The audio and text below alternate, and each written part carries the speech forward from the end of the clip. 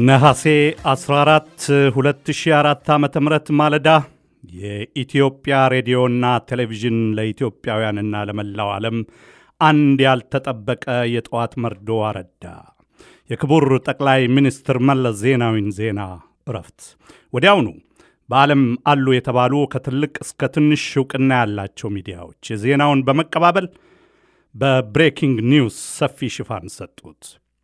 በተለይም ታላላቆቹ ዓለም አቀፍ ሚዲያዎች ይህንን ዜና ቀዳሚ ርዕሳቸው በማድረግ ስለመለስ ብዙ ተናገሩ። ተከታታይ ፕሮግራምና ትንታኔ ያቀረቡ። ከዚያች ሰኮንድና ደቂቃ ጀምሮ እስከ ክቡር ጠቅላይ ሚኒስትር መለስ ዜናዊ የቀብር ስነ ስርዓት አፈጻጸም ድረስ የነበረውን ሁኔታና አጠቃላይ ሀገራዊ የሐዘን ድባብ ሁላችንም የምናውቀው ከመሆኑም አንጻር ወደ ዝርዝሩ ሳልገባ የዛሬው ርዕስ ጉዳይ አድርጌ ስለወሰድኩት የመለስ ፋውንዴሽን ምስረታ ልመለስ። መጋቢት 28 2005 ዓ.ም በሀገራችን አንድ ትልቅና በአይነቱ ልዩ የሆነ ዝግጅት በአፍሪካ አዳራሽ ተከናውነዋል።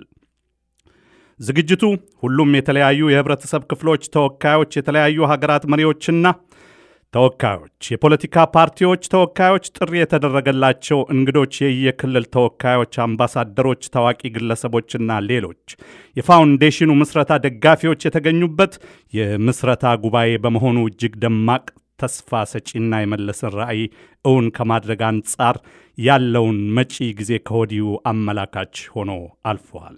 የመለስ ፋውንዴሽን መመስረት በሀገራችን የፋውንዴሽን ምስረታ ታሪክ አንጻር የመጀመሪያው ነው።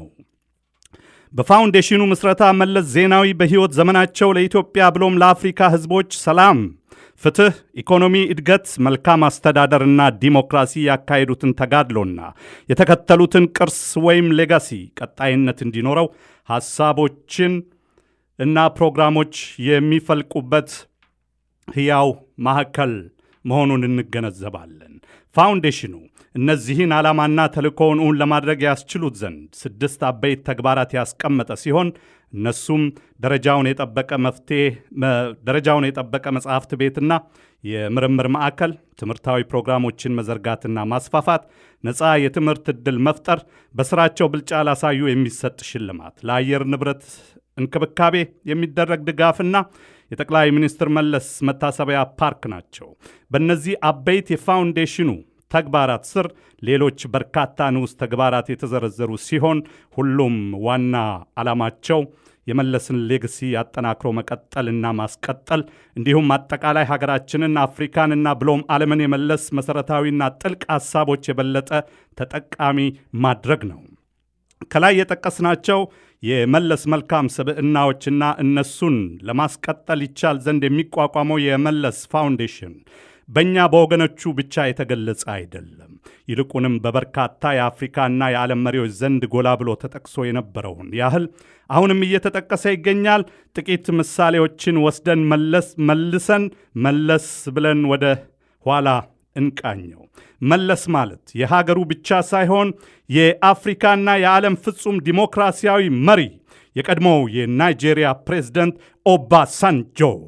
መለስ በተለይ ለአፍሪካ ቀንድ ሰላም ዘብ የቆመ የሶማሊያው ጠቅላይ ሚኒስትር አብዲ ፋራ ሽርዶን። መለስ የተግባር ሰው፣ አፍሪካ ነፃ መሆን አለባት የሚል የማይናወጥ አቋም ያለው የጅቡቲው ሪፐብሊክ ፕሬዝደንት እስማኤል ኦማር ጊሌ። በዓለም አቀፍ ጉባኤ የአፍሪካ ምርጥ ልጅ የሱዳኑ ፕሬዝዳንት ኦማር ሐሰን አልበሽር። አዲሱ የአፍሪካ መሪ አፍሪካን ከሦስተኛው ዓለም ወደ አንደኛው ዓለም ደረጃዋን እያሸጋገረ የነበረ ታላቅ መሪ፣ ወዳጅ ጠላት በሚል ክፍልፋይ ውስጥ የማይጠመድ፣ አፍሪካ ባለፉት 50 ዓመታት የፈጸመችውን ስህተት ያረመ፣ አፍሪካን ከጨለማ ወደ ብርሃን ለመቀየር አባይን በመገደብ የጣረና መሠረቱን የጣለ፣ ስለ አፍሪካ በእነዚያ ሰዎች አካባቢ የነበረውን የተዛባ አመለካከት የቀየረ የዩጋንዳው ፕሬዝደንት ዩዌሪ ሙሴቬኒ ሲሉ መለስ ዜናዊን በጥልቀት ገልጸውታል። የቀድሞው የዓለም ባንክ ፕሬዝዳንትም አፍሪካ ያለመለስ አስተሳሰብ የተሻለ ኢኮኖሚ ልትፈጥር አትችልም ነበር ሲሉ መግለጻቸውንም እዚህ ላይ መጥቀሱም ተገቢ ነው። መሪዎቹ በእነዚህ አስተያየቶቻቸው ብቻ አላበቁም። ከቃላት ባለፈም አስተያየቶቻቸውን የሚያንጸባርቅ ትልቅ የተግባር መልእክት አስተላልፈዋል። በዚህ መሠረትም ሱዳን $2 ሚሊዮን ደቡብ ሱዳን $1 ሚሊዮን፣ ጅቡቲ $500,000 እንዲሁም ዩጋንዳ $300,000 ለፋውንዴሽኑ ምስረታ መስጠታቸውን የየሀገሮቹ መሪዎች በዚህ ዕለት አስታውቀዋል። ይህ ድጋፋቸው አስፈላጊ በሆነበት ጊዜ ሁሉ ቀጣይ መሆኑንም ጭምር በማከል መለስ በጉባኤው ወደር የለሽ ዓለም አቀፍ ምሁር፣ አብሪ ኮከብ ወዘተ ከሚሉት ምስክርነታቸው ጀምሮ ብዙ ተብሎላቸዋል። ሁሉም እንደ እይታው በየቋንቋ የተሰማውንና የሚያውቀውን የመለስን ድንቅ ስብዕና አንድ ሁለት እያለ ዘርዝረዋል። ይዘርዘር እንጂ የተዘረዘረው ገላጭ ሁሉ ለመለስ ቢያንሰው እንጂ የሚበዛባቸው አይሆንም። ምናልባትም ወደፊትም ገና ብዙ የሚባልላቸው የመልካም ስብዕናቸው መግለጫዎች ይኖራሉ። ይህ ደግሞ አይጠረጠርም። የመለስ ፋውንዴሽን መመስረት ደግሞ ለዚሁ የመለስ ሁለንተናዊ ስብዕና ይበልጥ መገለጽ የሚኖረው መጠነ ሰፊ አስተዋጽኦ ጉልህ ስለመሆኑ መጠራጠር አይቻልም። የአልሞ ተኳሹ የመለስ የታግሎ ጣዩ የመለስ የተናግሮ ረቺው የመለስ ያቅዶ ተግባሪው የመለስ የመርማሪ ተመራማሪው የመለስ የአፍሪካ አንድነት አቀንቃኙ የመለስ የኔፓድ ወላጅ አባቱ የመለስ የአሁኗ ኢትዮጵያና አፍሪካ ለውጥ የማዕዘን ድንጋይ ድንጋዩ የመለስ የልማታዊ መንግስት ንድፈ ሐሳብ ቀማሪና ተግባሪው የመለስ ባለቤት ክብርት ወይዘሮ አዜብ መስፍንም የፋውንዴሽኑ ፕሬዝዳንት ሆነው ተመርጠዋል። በአጠቃላይ የቀድሞ ጠቅላይ ሚኒስትር ክቡር አቶ መለስ ዜናዊ ሙሉ ዕድሜያቸውን ከታጋይነት እስከ አመራር ሰጭነት ከሀገር አቀፍ እስከ ዓለም አቀፍ ደረጃ ላበረከቱት አስተዋጽኦና ላከናወኗቸው ዘርፈ ብዙ ተግባራት ቋሚ መታሰቢያ የሆናቸው ዘንድ የመለስ ፋውንዴሽን ግንባታ በይፋ ተመስርተዋል። መለስ ፋውንዴሽን የእሳቸውን መልካም ስብዕና፣ አኩሪ ታሪክና ህልቆ መሳፍርት ስኬቶቻቸውን በቋሚነት ከመዘከር ባለፈ መጪው ትውልድና አጠቃላይ ዓለም አቀፍ ማህበረሰብ ከክቡር አቶ መለስ አስተሳሰቦች፣ አስተምሮዎችና መሰረታዊ እሳቤዎች ትምህርት ይቀስምና ያስጀመሩትን ስኬታማ የዲሞክራሲና የልማት መስመር ሌጋሲ ያስቀጥል ዘንድ የሚያስችል ተቋማዊ ብቃት እንዲኖረው ታምኖበታል። በዚህ ዓለም አቀፍ ደረጃውን በጠበቀ ሁኔታ በሚገነባው መለስ ፋውንዴሽን ተመራማሪዎች፣ የፖለቲካ ተንታኞች፣ የአገራት መሪዎች፣ የከፍተኛ ትምህርት ተቋማት ማህበረሰብ አባላት ሁሉ የመለስን ተሞክሮ የሚቋደሱበት፣ የሚማሩበት፣ የሚመራመሩበትና በርካታ ለመጪው ትውልድ አመራር አባላት በቂ የመነሻ ሐሳብ የሚያገኙበት በጥቅሉ ለጥልቅ ጥናትና ምርምር አንጡራ ሀብት መሆኑን የተመሰረተበት ሲሆን እኛ ኢትዮጵያውያንም የታላቁ መሪያችን ክቡር ጠቅላይ ሚኒስትር መለስ ዜናዊን ራዕይን ትተውልን የሄዱትን አሻራ ወይም ሌጋሲያቸውን አጠናክሮ በማስቀጠሉ በኩል ከወዲሁ ታጥቀን ልንነሳና ከፋውንዴሽኑ ቦርድ አመራር ጎን ልንቆም እሳቸው ለቃላቸው ታማኝ ሆነው የማለፋቸውን ያህል እኛም ሌጋሲያቸውን ለማስቀጠል የገባነውን ቃል ልንጠብቅ ይገባናል እንላለን። ሰላም ጤና ይስጥልኝ። የተከበራችሁ በመላው ዓለም ላይ የምትገኙ የጽናት ራዲዮ አድማጮች፣ አትላንታ አሜሪካ ከሚገኘው የጽናት ራዲዮ ስቱዲዮ ሰላምታችን ይድረሳችሁ። በዛሬው ዕለት የደቡብ ብሔሮች ብሔረሰቦችና ሕዝቦች ብሔራዊ ክልላዊ መንግስት ፕሬዝዳንት ክቡር አቶ ሽፈራው ሽጉጤ የዛሬ የጽናት ራዲዮ የክብር እንግዳችን ናቸው። ከአበይት ርዕሳችን በኋላ ይዣቸው ቀርባለሁ። 67851739394 ስልካችን ነው፣ ደውሉልን። ጽናት ራዲዮ @yahoo.com ኢሜይላችን ነው፣ ጻፉልን። አዘጋጅና አቅራቢ እኔ አርቲስትና ጋዜጠኛ ሰለሞን ተካልኝ ነኝ። አድማጮቻችን ዜና እረፍታለን። ብስራት ግደይ ሰኔ 28 1987 በአክሱም ኢትዮጵያ ከእናቱ ከወይዘሮ ዘይዱ ከአባቱ ከአቶ ተክለ መድህን ተወለደ። ብስራት ግደይ መጋቢት 6 2013 በተወለደ በ27 ዓመቱ በደረሰበት የመኪና አደጋ ከዚህ ዓለም በሞት ተለይተዋል። የወንድማችን የብስራት ግደይ ፍትሐተ ጸሎትም በግሪጎሪ ብሉቨርድ ሌቪት ኤንድ ሳንስ ፌነራል ሆም ነገ አፕሪል 14 2013 በ12:30 ፒኤም ወይም 12:30 ፒኤም ይካሄዳል። የወንድማችን የብስራት ግደይ የቀብር ስነ ስርዓትም በነገው ዕለት ከ1 ፒኤም ጀምሮ ዳውን ሜሞሪያል 4685 ግሌን ውድ ሮድ ዲኬተር ጆርጂያ 30035 ይፈጸማል። ወዳጅ ዘመድ የሆናችሁ ሁሉ በቦታውና በሰዓቱ በመገኘት የሐዘናችን ተካፋይ ትሆኑ ዘንድ በአክብሮት እናሳስባለን። ቤተሰቦቹ የጽናት ራዲዮ ባልደረቦቹም ለቤተሰቦቹና ለዘመዶቹ ሁሉ መጽናናትን ይመኛል።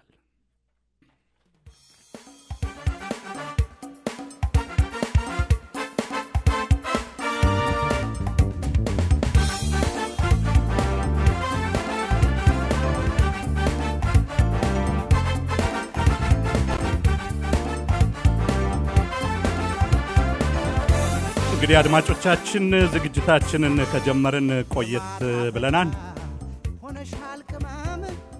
ይህ የጽናት ራዲዮ ፕሮግራም እየተላለፈ የሚገኘው አትላንታ አሜሪካ ከሚገኘው የጽናት ራዲዮ ስቱዲዮ ነው። አብራችሁን ቆዩ። ከአበይት ርዕሳችን በኋላ የደቡብ ክልላዊ መንግስት ፕሬዝዳንት ክቡር አቶ ሽፈራው ሽጉጤን ይዤ ቀርባለሁ። አሁንም በድጋሚ አዘጋጅና አቅራቢ እኔ አርቲስትና ጋዜጠኛ ሰለሞን ተካልኝ ነኝ። አብራችሁን ቆዩ። ያላንቺ አልበጀም ሁሉም ነገር እንዴት ነሽ ዶላር እንዴት ነሽ ብር እንዴት ነሽ ዶላር እንዴት ነሽ ብር ከየቦታው ሰዎች ሽቀሽው የስንቱ ደረት አንቺ አሳበችው አሉ ደግሞ ያቀለጥሻቸው ሰማያት ድርሰሽ ያፈረጥሻቸው ብር ወይ ብር ወይ ብር ብር አይ ብር ሰው አጫረሰ በግርግር ገንዘብ በገንዘብ ገንዘብ በገንዘብ ከስንቱ ቀደም ስንተዛዘብ ገንዘብ ገንዘብ አወየው ገንዘብ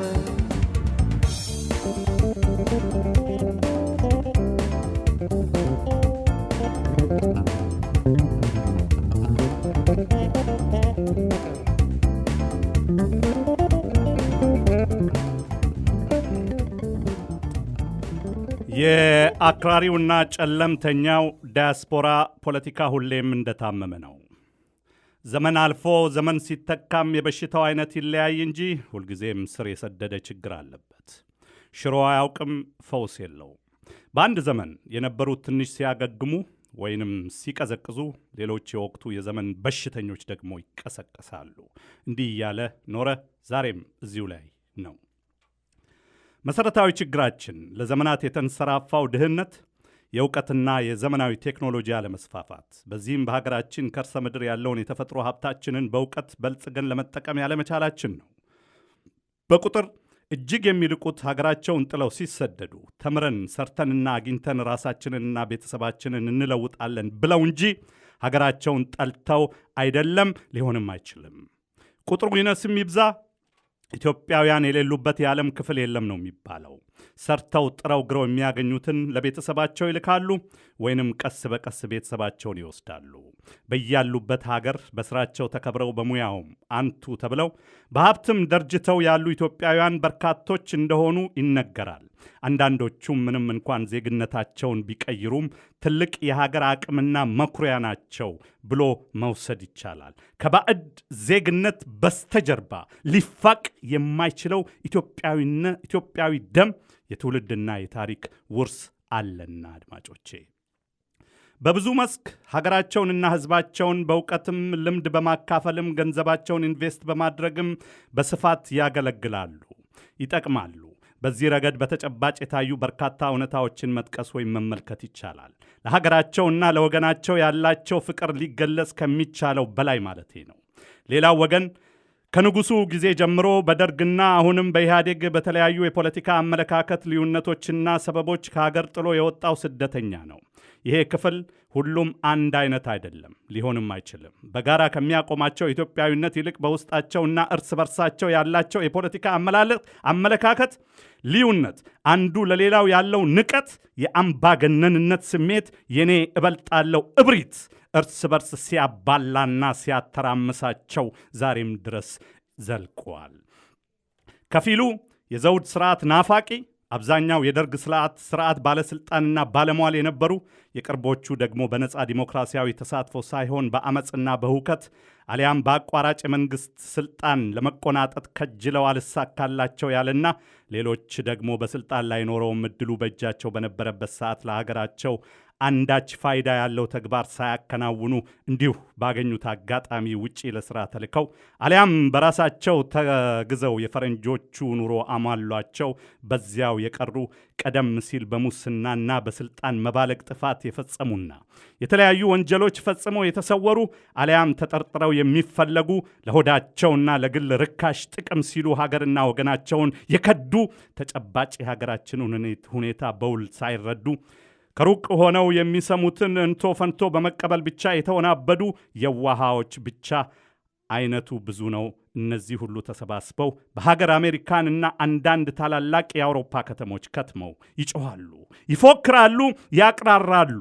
ይህ ታዲያ ቀድሞ ነበር እንጂ መጥኖ መደቆስ አሁን ምን ያደርጋል ድስት ጥዶ ማልቀስ ያለችውን የሀገሬን ሸላይ ግጥም ያስታውሰኛል። እነዚህ ኃይሎች ብዙ ያወራሉ፣ ሲከራከሩ፣ ሲነጋገሩ፣ ዘራፍ ሲሉ፣ በልቅነትና በመረንነት ሲሳደቡ፣ ጨዋነትና ስርዓት ብሎ ባልፈጠረባቸው መልኩ በዘርና በጎሳ ላይ ሲዘምቱ ይውላሉ።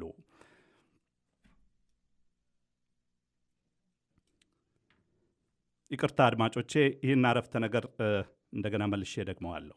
እነዚህ ኃይሎች ብዙ ያወራሉ፣ ሲከራከሩ፣ ሲነጋገሩ፣ ዘራፍ ሲሉ፣ በልቅነትና በመረንነት ሲሳደቡ፣ ጨዋነትና ስርዓት ብሎ ባልፈጠረባቸው መልኩ በዘርና በጎሳ ላይ ሲዘምቱ ይውላሉ፣ ያድራሉ።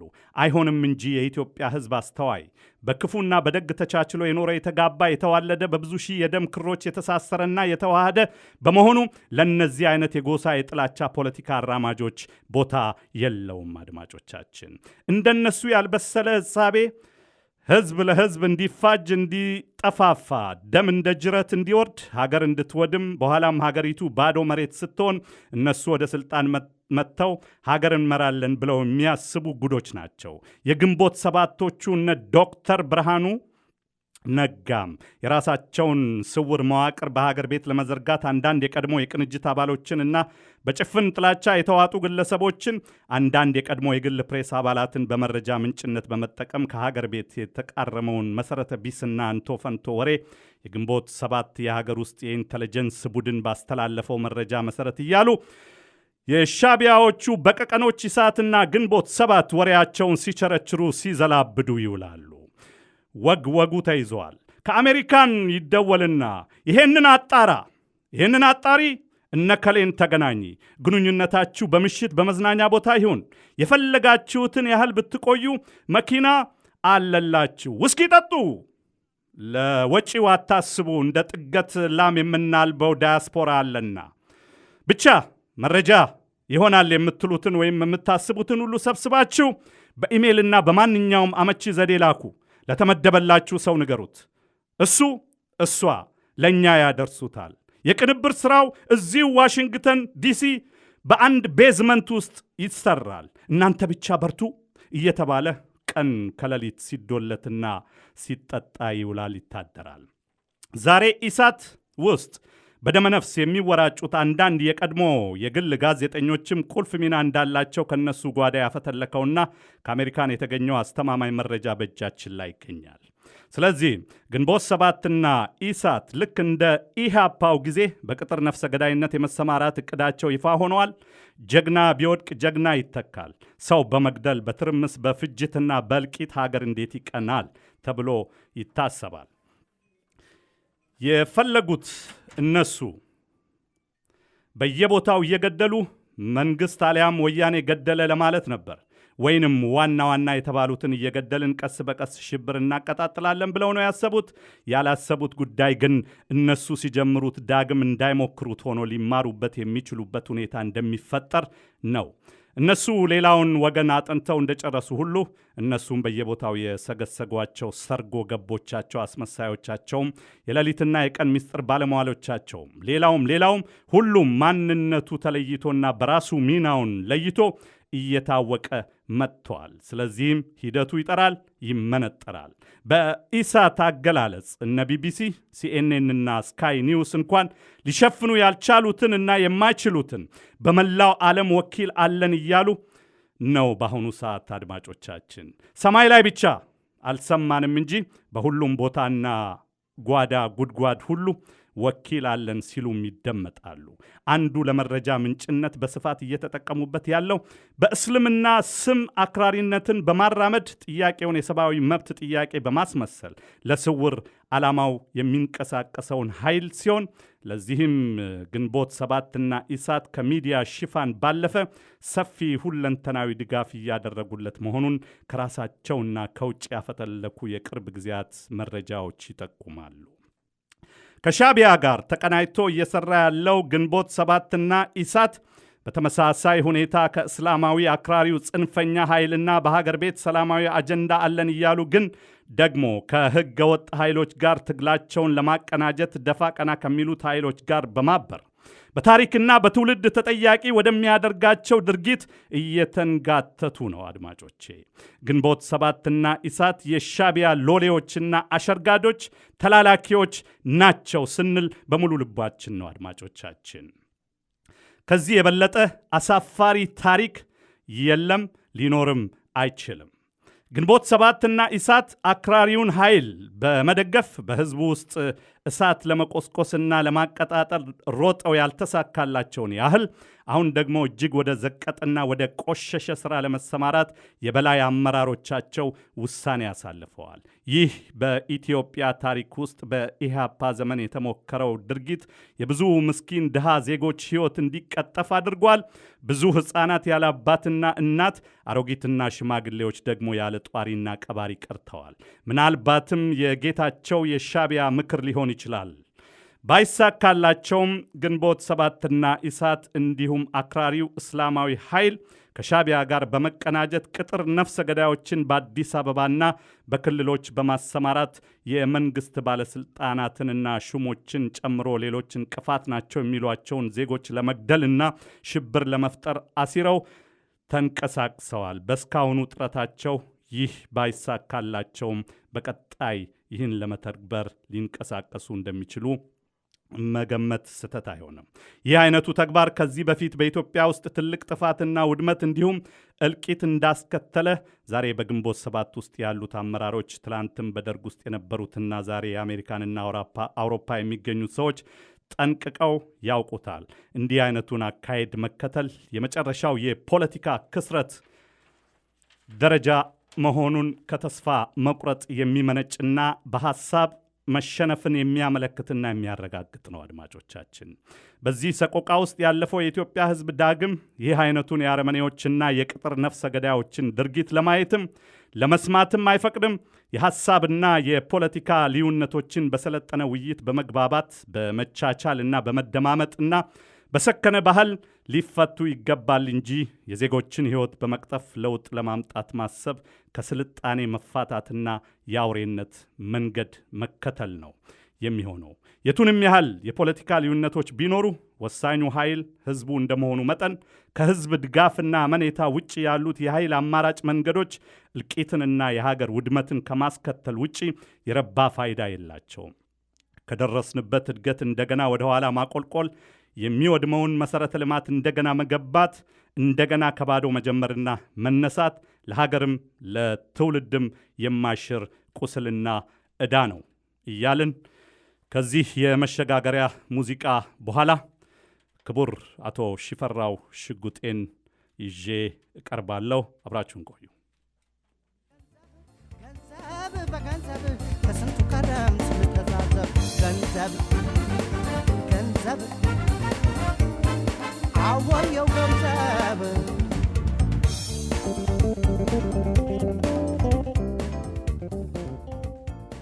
ክቡር አቶ ሽፈራው ሽጉጤ የደቡብ ብሔሮች ብሔረሰቦችና ሕዝቦች ብሔራዊ ክልላዊ መንግስት ፕሬዝዳንት፣ የክልሉ ገዢ ፓርቲ ደኢህዴን ምክትል ሊቀመንበርና የኢትዮጵያ ሕዝቦች አብዮታዊ ዲሞክራሲያዊ ግንባር ኢህአዴግ ሥራ አስፈጻሚ ኮሚቴ አባል ናቸው። በመላው ዓለም ላይ የምትገኙ የጽናት ራዲዮ አድማጮች የዛሬው የጽናት ራዲዮ የክብር እንግዳችን ክቡር አቶ ሽፈራው ስለ ፍቃደኝነቶ በቅድሚያ አመሰግናለሁ።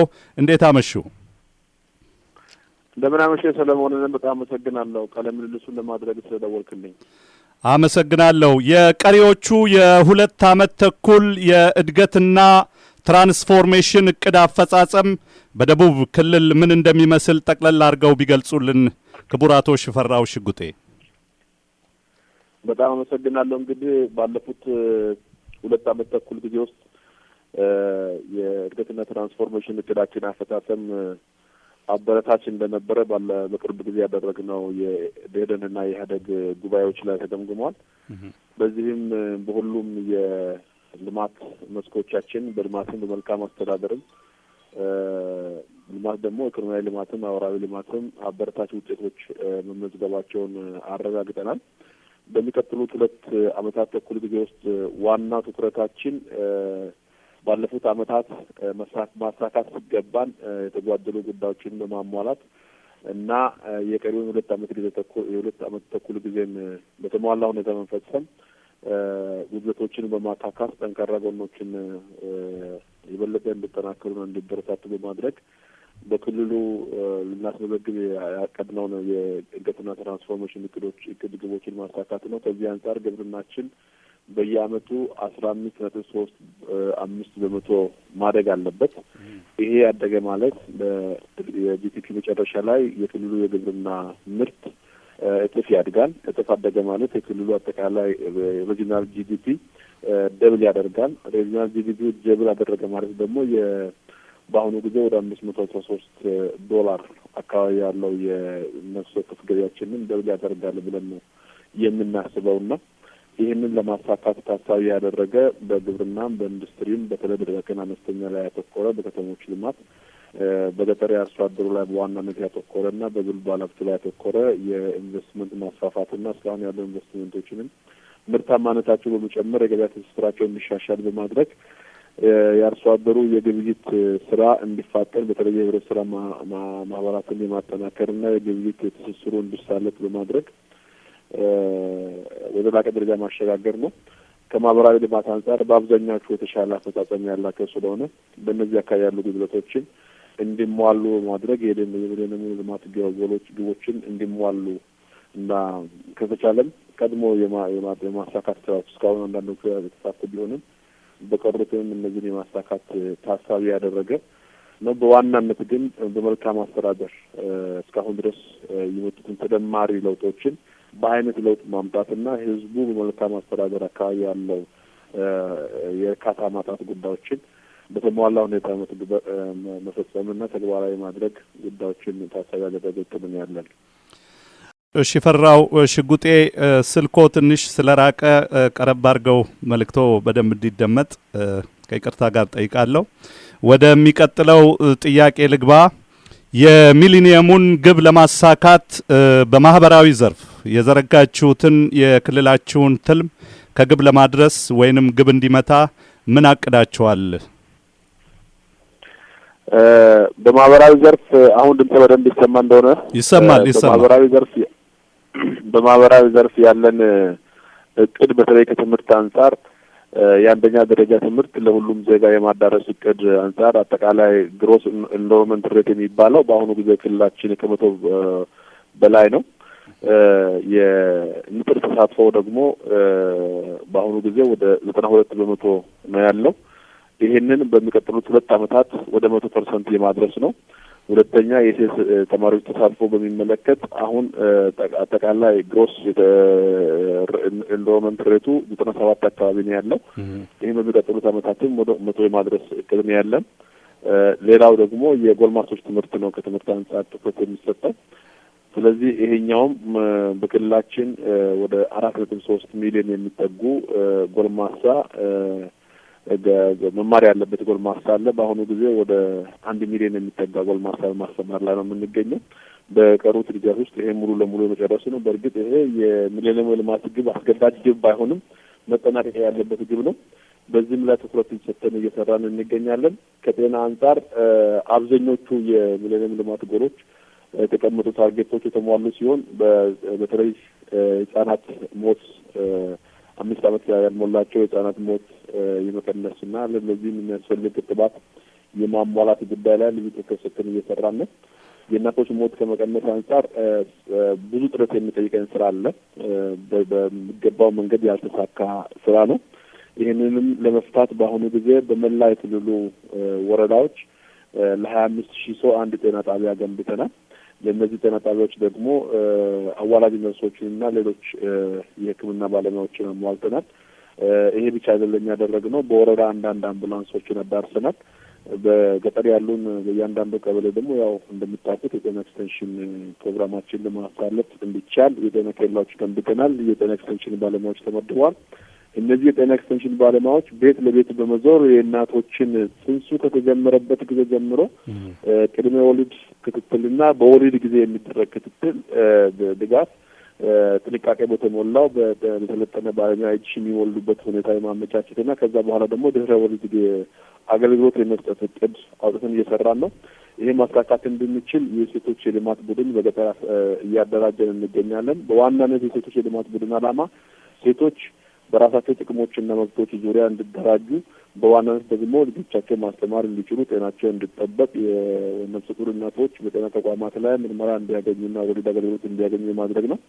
በዚህ ልዩ ትኩረት ሰጥተን እየሰራን ነው። ሌላው ኤችአይቪን የመቆጣጠርና የመቀነስ ጉዳይ ነው። በክልላችን በአጠቃላይ በከተማም ሆነ በገጠር አሁን የኤችአይቪ ፕሬቫለንስ ሬት ከ0.9 አካባቢ ነው የሚያሳየው፣ ከ1% በታች ነው። ይሄን ባለበት እንዲቆም ማድረግና በሂደት እየቀነሰ እንዲሄድ የማድረግ ስራ እየሰራን የምንገኘው በዋናነት በሌላ በማህበራዊ ዘርፍ እንግዲህ ድህነትን የመቀነስ ስራ ነው። በክልሉ የስራ አጥነትን ችግር የማስወገድ እና የክልሉ ዜጎች በምርትና ምርታማነታቸውን በማሳደግ ራሳቸውን እንዲችሉ የማድረግ ሁኔታ ነው። በአጠቃላይ ከሀገሪቱ የስራ አጥ ቁጥር በሚታይበት ጊዜ የክልሉ የስራ አጥነት ቁጥር ወደ 7% አካባቢ ነው። ይሄንን በገጠር የስራ ዕድል በመፍጠር ድህነትን ለመቀነስ የሚያስችሉ ከግብርና ውጭ ያሉ የግብርና የገቢ ማስገኛ እንቅስቃሴዎች ለወጣቶች ለተማሩና ላልተማሩ ወጣቶች የማቅረብና ለነዚህ የሚሆኑ ፓኬጆች የማቅረብ ስራ በመስራት ላይ ነው የምንገኘው። ተደምሮ በሚታይበት ጊዜ አብዛኛዎቹን የሚሌኒየም የልማት ግቦችን ከዘመኑ በፊት እናጠናቅቃለን ወይም እናሟላለን ብለን እናስባለን። እንደ ተግዳሮት የምናየው የእናቶች በጤና ተቋማት በመውለድ በወሊድ ጊዜ የሚከሰተውን የእናቶች ሞት የመቀነስ ወይም የማስወገድ ጉዳይ ላይ ነው። እዚህም ላይ ውጤት እናመጣለን ብለን ነው የምናስበው። ካለንበትና ከሄድነው ርቀት አንጻር ይሄ ገና ብዙ ጥረት የሚጠይቀን ስራ ነው ብለን እናምናለን። ከዛ ውጭ ባሉት ጉዳዮች ግን በተሳካ ሁኔታ በጊዜው እናጠናቅቃለን የሚል ግምት አለን። ዘግይታችሁ ራዲዮናችሁን ለከፈታችሁ አድማጮቻችን በአሁኑ ሰዓት በቀጥታው የስልክ መስመራችን ላይ ክቡር አቶ ሽፈራው ሽጉጤ የደቡብ ብሔሮች ብሔረሰቦችና ሕዝቦች ብሔራዊ ክልላዊ መንግስት ፕሬዝዳንት የክልሉ ገዢ ፓርቲ ደኢህዴን ምክትል ሊቀመንበርና የኢትዮጵያ ሕዝቦች አብዮታዊ ዲሞክራሲያዊ ግንባር ኢህአዴግ ስራ አስፈጻሚ ኮሚቴ አባል ለምናነሳቸው ወቅታዊ ጥያቄዎች መልስ እየሰጡን ነው የሚገኙት። ወደሚቀጥለው ጥያቄ ልግባ። ክቡር አቶ ሽፈራው በሀገር ቤትም በውጭም የሚገኙ አንዳንድ ተቃዋሚዎች በተለይም በዚህ በዳያስፖራው የሚገኙ ጽንፈኛ ተቃዋሚዎች ከሌላ ክልል ማለትም ከሰሜን አካባቢ ተነስተው በቤንች ማጂና ጉራ ፈርዳ አካባቢ ሰፍረው የነበሩ ዜጎች ተባረሩ በማለት ቅሬታ ሲያሰሙ እንደነበር ይታወቃል። ይህ ሁኔታ እንዴት ሊከሰት እንደቻለና ወደ መፍትሄውም እንዴት እንደደረሳችሁ ሰፋ አድርገው በቂ ግንዛቤ ለአድማጮች ቢሰጡልን ክቡር አቶ ሽፈራው ሽጉጤ። በዚህ ጉዳይ እንግዲህ ሰለሞን ብዙ ጊዜ መግለጫ ሰጥቼበታለሁ፣ ማብራሪያም ሰጥቻለሁ። በውጭ ሀገርም በአጋጣሚ በስራ አጋጣሚ በሄድኩባቸው ጊዜያት እንዲሁም አንዳንድ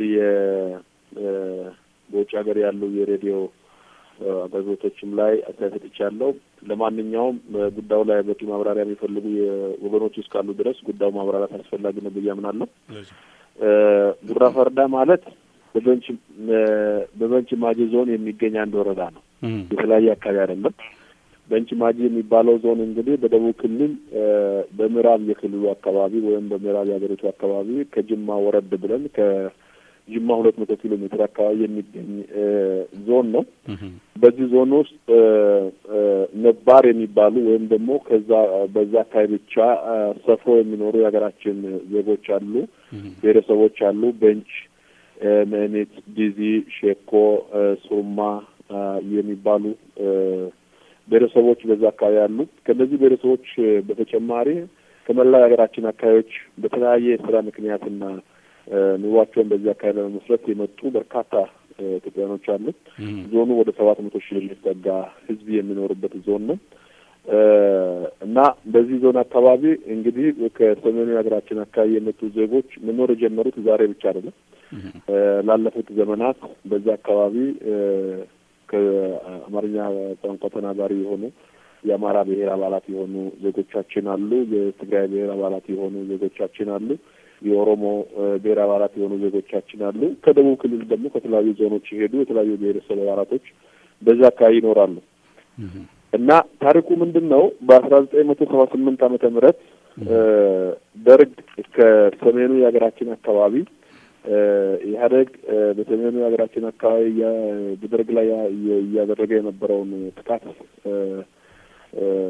ኃይል ለማሳነስ ስል በሰፈራ ሰበብ በቤንች ማጂ አካባቢ ወስዶ ያሰፈራቸው ያለ ፍላጎታቸውና ያለ ውሳኔያቸው ወስዶ ያሰፈራቸው ዜጎች ነበሩ። እነዚህ ዜጎች ደርግ ከተደመሰሰ በኋላ ያደረጉት ነገር ምንድን ነው? ወደ የአካባቢያቸው ነው የተመለሱት። መጀመሪያ ከአማራም ከትግራይም አካባቢ መጥቶ በቤንች ማጂ በጉራ ፈርዳ ወረዳ እና በደቡብ ቤንች ወረዳዎች ነበር ሰፍረው የነበሩት። አካባቢው ምናልባት አካባቢው ወይም ለሚያውቁ ወይም ደግሞ በቢዝነሱ አካባቢ ላሉ ሰዎች በበቃ የሚባል የመንግስት የቡና ተክል ነበረና አሁን ለግል ባለሀብት ተሰጥቶ እየለማ ያለው አካባቢ ነው። ወደ 30 ሺህ ሄክታር መሬት 10 ሺህ ሄክታር መሬት አካባቢ ያለ ቦታ ነው። ስለዚህ በዚህ አካባቢ የነበሩ ሰዎች ወደ ሀገር ቤት ተመልሰው ከኖሩ በኋላ አሁን በሀገር ቤት አካባቢ የህዝብ ቁጥር እየሰፋ የመሬት ለምነቱ እየቀነሰ ሲመጣ ከዚህ በፊት ያውቁ ወደ ነበረው አካባቢ ተመልሰው ለመኖር ስለፈለጉ ባለፉት 10-15 ዓመታት ተመልሰው ቤንች ማጂ አካባቢ በጉራ ፈርዳ ወረዳ ሰፍረው ማልማትን የጀመሩት እና እነዚህ ሰዎች ከመጡ በኋላ በተለያየ ጊዜ እነሱን የሚያውቋቸው ከዚህ በፊት በአካባቢ ያልነበሩ በዚህ ጉዳይ ደግሞ በአካባቢ መጥተው ማልማት የሚፈልጉ ዜጎች ከጊዜ ወደ ጊዜ እየመጡ እየሰፈሩ የሄዱበት ሁኔታ ነው የተከሰተው። ይሄ በአንድ ወረዳ ብቻ ባለፈው ጊዜያት በተደጋጋሚ እንዳነሳሁት ከ22 ሺህ በላይ ዜጎች መጥተው ሰፍረዋል በጉራ ፈርዳ ወረዳ ከአማራ ክልል ማለት ነው። እና አሁንም እነዚህ ሰዎች በጉራ ፈርዳ ወረዳ ሰፍረው ነው ያሉት። እነዚህ ሰዎች እዚህ በሰፈሩበት ጊዜ በ2000 ዓመተ ምህረት አካባቢ በየጊዜው የሚመጣው ዜጋ ቁጥሩ እየጨመረ በመሄዱ ምክንያት የአካባቢው አስተዳደር ቁጥሩ ይሄን በየጊዜው የሚመጣውን ባልተደራጀ መንገድ እየመጣ መሬት እየመነጠረ ለልማት የሚሰማራውን ሰው ስርዓት ለማስያዝ እና በህገ መንግስቱና በህግ በተቀመጠው አሰራሮች መሰረት ለማስተናገድ እንዲቻል ጥናት ካጠና በኋላ መመሪያ እንዲሰጠው ነው ከክልሉ መንግስት የጠየቀው። ስለዚህ የክልሉ መንግስት ያደረገው ነገር ምንድን ነው? እነዚህ ሰዎች መቼ መጡ? ለምን ምክንያት መጡ? ግልጽ ነው። እነዚህ ዜጎች ናቸው፣ ማልማት ይፈልጋሉ። ጉልበታቸውን አፍሰው ሀብት አፍርተው ራሳቸውን ተጠቅመው ሀገራቸውን መጥቀም ይፈልጋሉ። ስለዚህ የጥሩ ሀሳብ ነው።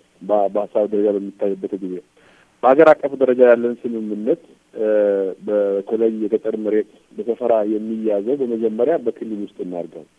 በክልል ውጭ ወደ ሌላ ክልል የሰፈራ ፕሮግራም የምናደርግ ከሆነ እንደ ሀገር እንነጋገርና ከየትኛው ክልል ወደ የትኛው ክልል እንውሰድ፣ ሲሄዱም ዜጎቹ እንዴት ይስተናገዱ፣ በምን ስርዓት ይስተናገዱ የሚለውን ነገር እንነጋገራለን የሚል ስምምነት ስለነበረን የታች አስተዳደር የላከውን የመመሪያ ጥያቄ ለማጤን ከሞከርን በኋላ ዓመተ ምህረት ገደብን። እስከዚህ ጊዜ ድረስ እስከ 99 ዓመተ ምህረት ነሐሴ 30 ድረስ የመጡ ዜጎች የመጡበት መንገድ ህጋዊም ይሁን በህጋዊ ባልሆነ መንገድ መጡ መሬት ይዘውም ቢሆኑ እንደያዙ እንዲቆዩ፣ ከዛ በኋላ የመጡ ዜጎች ምክንያቱም ከዛ በኋላ ክልከላ ተጀምሮ ስለነበር የመጡ ዜጎች በክብር ወደ መጡበት ክልል እንዲመለሱ ይሄን ደግሞ የራሳቸው ክልል ማለት የአማራ ክልልም አመራር ጋር ተነጋግረን እኛ በራሳችን ወጪ እነዚህን አንድ ጊዜ የመጡ ዜጎችን መንገድ ላይ ከመበተን አማራ ክልል ድረስ ወስደን እናስረክብ፣ ቀሪዎቹ ግን የመጡትን በህጋዊ መንገድ እንዲስተዳደሩ። ህጋዊ መንገድ ሲባል ደግሞ ለእኛ ክልል ሰፋሪዎች 2 ሄክታር መሬት የእርሻ መሬትና 1000 ካሬ ሜትር ደግሞ ቤት መስሪያ ስለምንሰጣቸው ከዚህ በፊት የመጡት የአማራ ክልል የመጡ ሰፋሪዎች በሁለት መንገድ ነው የመጡት። አንዳንዶቹ ቀድሞ የመጡት መሬት ይዘዋል፣ እርሻ አላቸው፣ ሰፋፊ እርሻ አላቸው። አንዳንዶቹ ደግሞ ለነሱ ጭሰኛ ሆኖ ነው የሚያርሱት። ስለዚህ እነዚህ ጭሰኞችም ባለመሬት እንደሆኑ ባለ ይዞታ እንዲሆኑ መብት እንዲኖራቸው ከሚገባው በላይ መሬት የያዙ ሰዎችም አርሶ አደሮች ስለሆኑ ሁሉም በእኩል አይን የሚታዩ ከዚህ በኋላ በቀበሌዎቹ በወረዳው ነዋሪ ሆኖ እንዲመዘገቡ ከዛ ውጭ ያለ ሰው ግን መምጣት ካለበትም በክልሉ መንግስት በኩልና በፌደራል መንግስት በኩል በህጋዊ መንገድ ተደራጅቶ መጥቶ መሬት በሌሎች በነሱ ክልልም ሆነ በአቅራቢያቸው ባለ ክልል የሌለ መሆኑ ከተረጋገጠ እኛ ጋር ደግሞ በአንጻራዊነት የተሻለ መሬት ካለ ማስተናገድ የምንችልበት እድል እንዲኖር በሚል አካሄድ አጀንዳው አስተናገድ ነው። በዚህ መሰረት 22000 አሁን ቁጥሩን በትክክል አላስታውስም 22046 ሰው አካባቢ ይመስለኛል ጉራ ፈርዳ ላይ አማራ ክልል የአማራ ብሔር አባላት የሆኑ ዜጎቻችን እዛ አካባቢ ሰፍረው እንዲኖሩ ተደረገ። እስከዛሬም አለ። የቀሩት ደግሞ ወደ አማራ ክልል ወስደን ባህር ዳር ላይ አስረከብን። ያንን እንደተናገርኩትና እኔም በነበረኝ መረጃ በምዕራቡ የአማራ ክልል አካባቢ እንዲሰፍሩ ተደረገ። ከዛ በኋላ ይሄ 2001 ላይ ይሄ አጀንዳ ተጠናቀቀ። 2002 በሰላም አለፍን፣ 2003 በሰላም አለፍን። 2004 ዓመተ ምህረት ከአማራ ክልል የመጡ ጥቂት ሰዎች ከደቡብ ክልል ከኦሮሚያ ክልል የመጡ ሰዎች በቤንች ማጂ ዞን በጉራ ፈርዳ ወረዳ ውስጥ ተጨማሪ መሬት ለመያዝ ከኛ ቀበሌ መዋቅርና ከወረዳ ከተወሰኑ ሰዎች ጋር በመሆን ደም በመጨፍጨፍና እሳት በማንደድ ተገኙ። እነዚህ በሚገኙበት ጊዜ እንደ ማንኛውም የክልላችን ነዋሪና ዜጋ በህግ ለመጠየቅ እንቅስቃሴ በሚደረግበት ጊዜ ሌሎቹ ከደቡብ ከሌላው ከኦሮሚያ የመጡ ዜጎች ወደ ነበሩበት አካባቢ ሲመለሱ ወይም ደግሞ በህግ መጠየቅ የሚገባቸው ያንን በሚጠየቁበት ጊዜ ከአማራ ክልል ከመጡ ዜጎች የተወሰኑት የተቃዋሚ ፓርቲ አባላት ስለነበሩ የተቃዋሚ ፓርቲ አባላት አሁን የተከሰተው 2004 ዓመተ ምህረት የተከሰተው ጉዳይ ትተው 2001 ዓመተ ምህረት ላይ የጻፍነው መመሪያና ደብዳቤ በመውሰድ እሱም ደግሞ የዜጎችን መብት እንደጣሰ በማስመሰል በተለያዩ ዌብሳይቶች ላይ በማይነበብ መንገድ ነው ለጠፍ የደብዳቤው ኮንቴንት አንባቢው አንብቦ አስተያየት በመስጠት ለመውቀስም ሆነ በጉዳዩ ላይ ግንዛቤ ወስዶ የራሱን አቋም እንዳይወስድ ጽሁፉ በማይነበብ መንገድ ፖስት በማድረግ ይህን ጉዳይ ዓለም አቀፋዊ በሆነ መንገድ ለማስጮህ ነው የሞከሩት እና ጉዳዩ እኛ በ2004 ዓመተ ምህረት ሰፋሪ የመመለስ እቅድም አልነበረንም፣ ክትትልም አልነበረም። በ2004 ዓመተ ምህረት ከነቢሮ የተጻፈ ነገር አልነበረም፣ ምን የፈረሙት ደብዳቤ አልነበረም። ጉዳዩ የነበረው 2001 ዓመተ ምህረት ላይ የተቋጨ ጉዳይ ነው። በዚህ ጉዳይ የዛን ጊዜ ይግባኝ የመጣም የለም ኢቭን አርሶ አደር እና ይሄ ጉዳይ በዚህ መንገድ መግለጫና ማብራሪያ ከተሰጠ በኋላ የተቋጨ ነገር ነው የነበረው።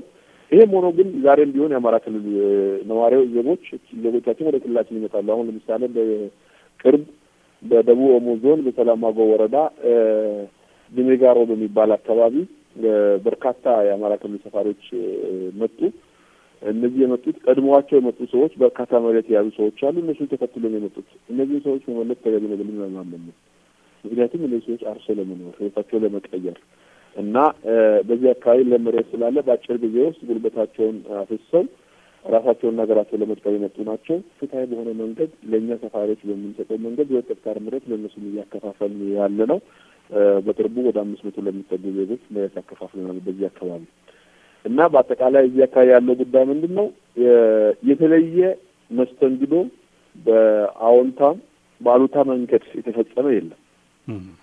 ጉዳዩ ግን ያቺ ደብዳቤ ስትጻፍ ማንንም እንደማትጎዳ መመሪያው አትራች አስተዳደር አካባቢ በህግ ስርዓት ተመስርቶ የዜጎችን ሰብአዊና ዴሞክራሲያዊ መብታቸውን አክብሮ እንዲያስተናግድ ተብሎ የተጻፈውን ደብዳቤ ለነሱ ፍጆታ በሚመስል መንገድ በሚጠቅም መንገድ ለማስተላለፍ ነው የሞከሩት። አንዱ ብሔር፣ አንዱ አካባቢ፣ አንዱ አስተዳደር በሌላ ብሔርና አስተዳደር ላይ ጥቃት እንደሚፈጽም ለማስመሰልና ለፖለቲካ ፍጆታቸው ነው ለመጠቀም የሚሞክሩት። በአጠቃላይ ኢንቴንሽኑ ምንድነው? የኢትዮጵያን ፌዴራሊዝም የኢትዮጵያ ብሔር ብሔረሰቦችና ህዝቦች ያረጋገጠል የኢትዮጵያ ህገ መንግስት ያረጋገጠላቸውን የራስን ዕድል በራስ የመወሰንና አካባቢዎችን በራሳቸው የማስተዳደር መብትን የመቃወም አጀንዳ። ይህን ሲቃወሙ ግን ህገ መንግስታችን ማንኛውም የክልሉ ዜጋ ማንኛውም ሀገሪቱ ዜጋ በየትኛውም የሀገሪቱ አካባቢ ሄዶ የመኖር መብቱን እንደሚቃወም ለማስመሰል ነው። ህገ መንግስቱ ግን አይደለም የሚለው ማንኛውም ሰው በየትኛውም አካባቢ ሲኖር በሚኖርበት ጊዜ በዛ አካባቢ የሚኖሩ ከህገ መንግስት በመለስ የወጡ ህጎች፣ ደንቦች፣ አሰራሮች ተከትሎና አክብሮ ነው የሚኖረው። መሬት ደግሞ የትም ቦታ በሚካሄድበት ጊዜ የሚያስተዳድረው ባለቤት አለ። ያንን ባለቤት በማስፈቀድ የሚያዝ እና በይዞታ ባለቤትነት ተግባር ላይ የሚውል ሀብት እንጂ ሁሉም ሰው እንደ ተመኘው በአንድ ጊዜ የሚወስደው ከሆነ ውድ ሀብት ነው፣ ያልቃል እና ለሀገርም ጥቅም በማይውልበት ሁኔታ ነው የሚኖረው እና እነዚህ ዜጎች በዚህ መንገድ በክብር የተስተናገዱበት አሁንም በክብር የሚስተናገዱበት ሁኔታ እንዳለ ለማስረዳት ነው። አድማጮቼ በዚህ ጉዳይ ላይ በቂ ግንዛቤ ያገኙ ይመስለኛል። ክቡር አቶ ሽፈራው ሽጉጤ፣ በመጨረሻ በውጭ የሚኖረው ኢትዮጵያዊና ትውልደ ኢትዮጵያዊ እንዲሁም የውጭ ሀገር ዜጋ ለሆኑ ኢንቨስተሮች በክልላችሁ ምን የተመቻቸ ነገር እንዳለና በምን ዘርፍ በኢንቨስትመንት ቢሰማሩ ውጤት ሊያመጡ ይችላሉ የሚሏቸውንና በመላው ዓለም ላይ ለሚኖሩ ወገኖ የሚያስተላልፉትን መልእክት ሰምተን በዚሁ እናብቃ።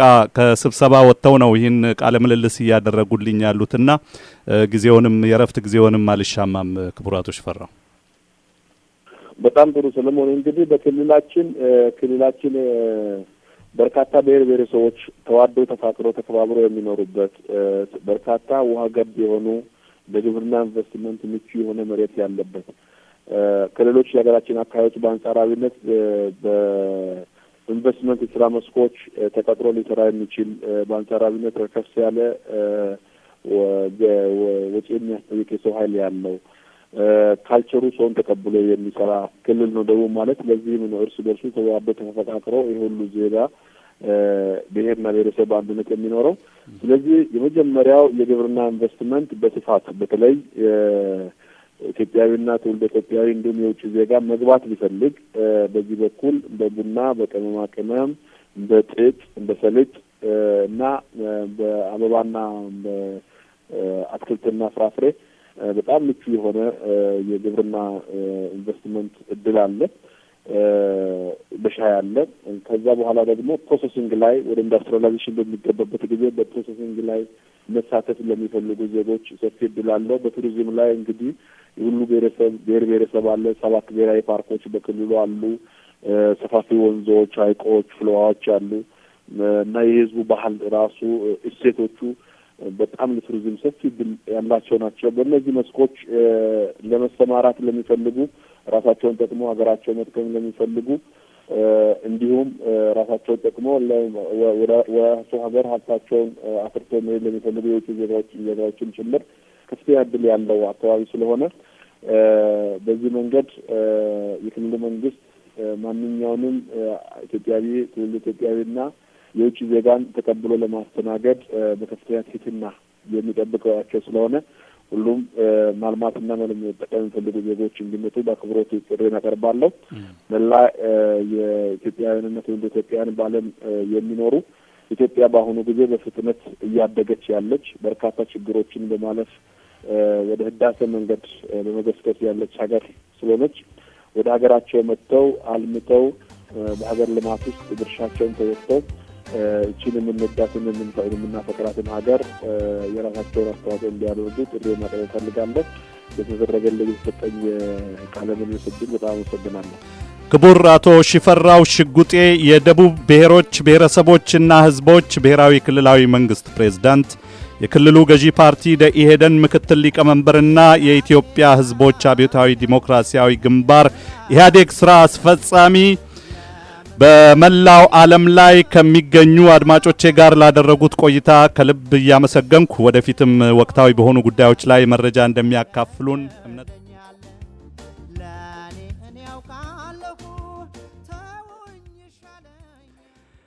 እንግዲህ አድማጮቻችን በቂ ግንዛቤ ያገኛችሁ ይመስለኛል።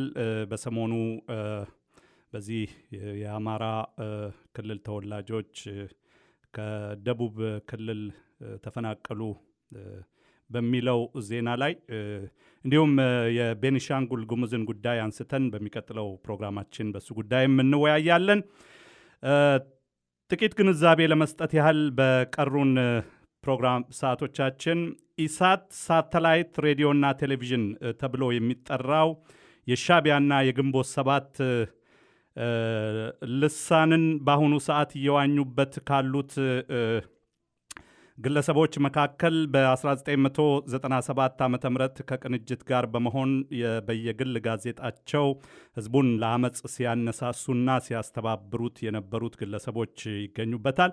በዚያን ወቅት በተለያየ የሥራ አጋጣሚ ከተለያዩ ተቋማትና ግለሰቦች ጋር የነበራቸውን ግንኙነት በየአድራሻቸው በመጠቀምና በመደወል ዛሬም ትክክለኛ ይሁንም አይሁንም መረጃዎችን ለማግኘት ጥረት ያደርጋሉ።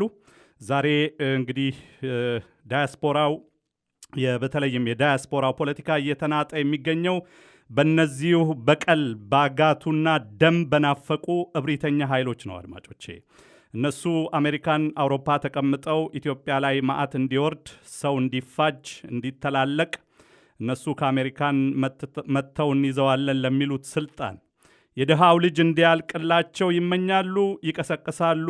እንደሚመኙት አድማጭና ተባባሪ አላገኙም እንጂ ይህን እኩይ ሰይጣናዊ ድርጊታቸውን ተፈጻሚ ለማድረግ ያልፈነቀሉት ድንጋይና ያልቧጠጡት ቋጥኝም የለም። በመላው ዓለም ላይ የምትገኙ አድማጮቼ ማን እንደነበሩ፣ ምን ይሰሩ እንደነበሩ፣ በጋዜጠኞች ሕይወት እንዴት እንደተጫወቱ፣ ለስልጣን በነበራቸው ጥም በነበዓሉ ግርማ ላይ ማንና እነማን ምን እንደነበሩ እኮ የሚያውቀው ህዝብ ሀገር ቤት አለ። በእርግጥ አጋጣሚው በፈቀደውና ዘመኑ ባመጣው የፕሬስ ነጻነት በመጠቀም ሙያውን ያለ አግባብ ተጠቅመውበታል። አልፈው ተርፈውም ነግደውበታል።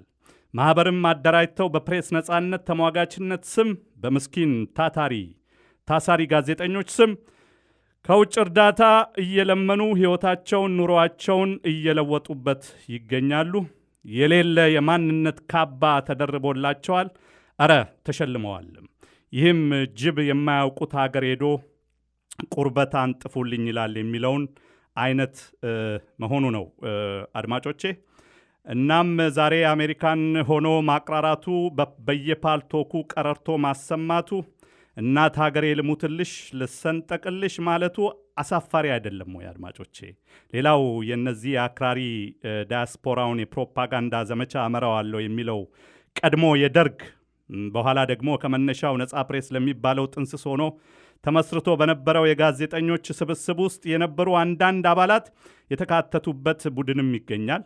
እነዚህም ጠረጴዛቸው ላይ ሽጉጥ አስቀምጠው ሲያስፈራሩ፣ በአብዮት ጥበቃ ታጅበው ሲንቀሳቀሱ የነበሩ አምባገነኖች ዛሬ ደርሶ የፕሬስና የሰብአዊ መብት ተሟጋች ነን ቢሉ የዛሬ 20 ዓመት አብረዋቸው የሰሩና ምናልባትም በደል ያደረሱባቸውና ማንነታቸውን ጠንቅቀው የሚያውቁ የሙያ አጋሮቻቸው የነበሩ ቢያንስ ምን ያህል ሊታዘቧቸው እንደሚችሉ እንኳ አለማመዛዘናቸው በእጅጉ አስገራሚ ነው።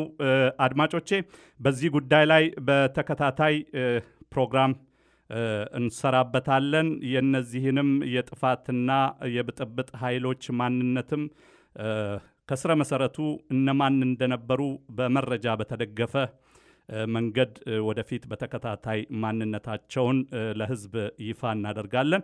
ህዝብ ፈራጅ ነውና። እንግዲህ አድማጮቻችን እስካሁን አብራችሁን ስለቆያችሁ ከልብ አመሰግናለሁ። የዛሬውን ፕሮግራም በማዘጋጀትና በማቅረብ በመላው ዓለም ላይ ለምትገኙ አድማጮቼ በተጣራ መንገድ እንዲደርስ እስካሁን አብሬያችሁ የቆየሁት እኔ አርቲስትና ጋዜጠኛ ሰለሞን ተካልኝ ነኝ። በሚቀጥለው ሳምንት በተለየ ፕሮግራም እስከማገኛችሁ ድረስ መልካም ጊዜ ይሁንላችሁ። መልካም ሳምንት። ላለፉት 60 ደቂቃዎች በልዩ ልዩ ጉዳዮች ታጅቦ የቀረበላችሁ የጽናት ሬዲዮ ዝግጅት ነበር። የጽናት ሬዲዮ የዛሬውን ዝግጅቱን እዚህ ላይ ያበቃል። በጽናት ሬዲዮ ዋና አዘጋጅና አቅራቢ በአርቲስት ሰለሞን ተካልኝ ስም እንሰናበታችኋለን። በሚቀጥለው ቅዳሜ በሌላ ዝግጅት እንገናኛለን። መልካም ሳምንት።